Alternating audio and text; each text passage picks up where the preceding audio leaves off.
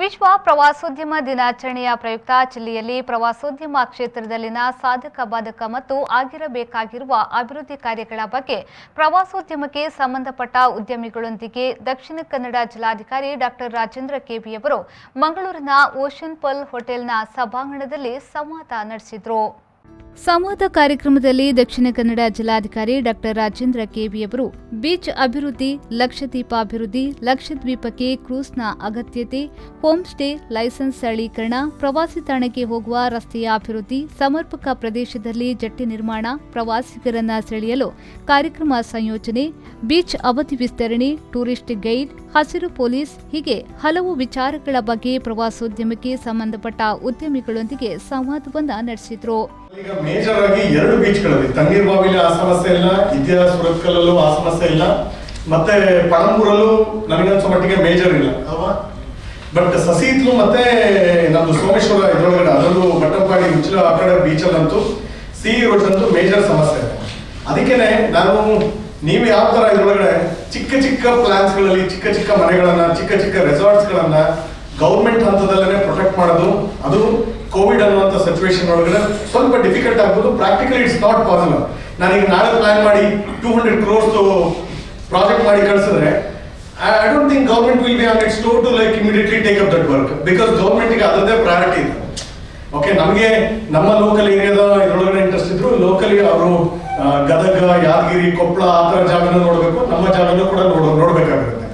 ಹಾಗಿರ್ಬೇಕಾದಾಗ individual small plots ಅಲ್ಲಿ development ಮಾಡೋ ಬದಲಾಗಿ ಒಂದು ಕನ್ಸೋರ್ಷಿಯಂ ಟೈಪ್ ಅಲ್ಲಿ ಮಾಡ್ಕೊಂಡು ಒಂದೊಂದು ಗ್ರೂಪ್ ಮಾಡ್ಕೊಂಡು, ಈಗ ಪಕ್ಕದ ಇದ್ರೊಳಗಡೆ ಒಂದೊಂದು ಇದ್ರೊಳಗಡೆ ಮಾಡೋ ಬದಲಾಗಿ ಒಂದೊಂದು 2 ಇದ್ರೊಳಗಡೆ ಸೇರಿಸ್ಕೊಂಡು ಒಂದು ಲಾರ್ಜ್ ಪ್ಲೇಯರ್ಸ್ ನ ತಗೊಂಡು ಬಂದ್ರೆ ಅವಾಗ ಒಂದು ಸ್ವಲ್ಪ ಈಸಿ ಆಗುತ್ತೆ. ಆಸ್ ಎ ಒಬ್ಬ ಪರ್ಸನ್ ಆಗಿ ಇದು ಮಾಡೋದಕ್ಕೂ ಅಲ್ಲಿ ಸುತ್ತಮುತ್ತ ಒಂದು 4-5 ಜನ ಒಂದು ಕನ್ಸೋರ್ಷಿಯಂ ಮಾಡ್ಕೊಂಡು ಬರೋದಕ್ಕೂ ಅದಕ್ಕೆ ಅದರದಂತ ಡಿಫ್ರೆನ್ಸ್ ಇರುತ್ತೆ. ಅವಾಗ ಅವರು ಕೂಡ ಲೋಕಲಿನೂ ಕೂಡ ಯಾರೋ ಒಬ್ಬ ದೊಡ್ಡ ಪ್ಲೇಯರ್ ಯಾರೋ ಅಲ್ಲಿ ಬಂದ್ರು ಅಂದ್ರೆ ಅವಾಗ ಅವರೇ ಅದನ್ನ ಪ್ರೊಟೆಕ್ಟ್ ಮಾಡ್ಕೊಳ್ಳೋದಕ್ಕೆ ಏನೇನ್ ಬೇಕೋ ಅದನ್ನ ಮಾಡ್ಕೊಂಡು ಹೋಗುವಂತ ಚಾನ್ಸ್ ಇರುತ್ತೆ. I am not telling local ಇರುವಂತ ಸ್ಮಾಲ್ ಇರೋರು ಬರಲೇಬಾರ್ದು ಅಂತ ಹೇಳಿ ಅಲ್ಲ, ನಾನು ಹೇಳ್ತಾ ಇರೋದು ಎಲ್ಲೆಲ್ಲಿ ಮೇಜರ್ ಪ್ರಾಬ್ಲಮ್ಸ್ ಇದೆ ಅಲ್ಲಿ ಆ ರೀತಿ ಆಗ್ಬೇಕು. ಎಲ್ಲೂ ಪ್ರಾಬ್ಲಮ್ಸ್ ಗಳಿಲ್ಲ, ಓಕೆ, ತೊಂದರೆ ಇಲ್ಲ, ಗೌರ್ಮೆಂಟ್ ಇದರಿಂದ. ಈ ಸಂದರ್ಭ ಟೂರಿಸಂನ deputy director Manikya, district tourism consultant Chetan, Panambur beach CEO Yathish Baikampady ಸೇರಿದಂತೆ ಮತ್ತಿತರ ಗಣ್ಯರು ಉಪಸ್ಥಿತರಿದ್ದರು. Awareness of Mangalore tourism places, which is very, very important. I have spoken about this in the previous meetings, sir. I am requesting you again, and I think you can do. Can we have day tours of places of interest from Mangalore tourism department, Mangalore city, temple tours, or whatever like other places have it? For operators like us who are operating cruise, if you could have a location which is very visible. We are currently put up in Bokkapatna, which is not very visible. So if there is a dedicated place somewhere close to Sultan Batri or some ideal location, it would really help, or maybe even to promote others. Probably it would help.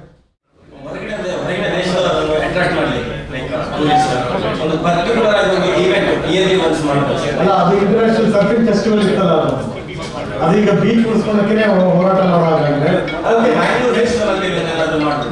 ಇದಕ್ಕೆ ಅದೊಂದು ಇದ್ರೊಳಗಡೆ ಮಾಡಿ maybe I think I will. Pavan Kachamadka, ವಿ4 news, Mangaluru.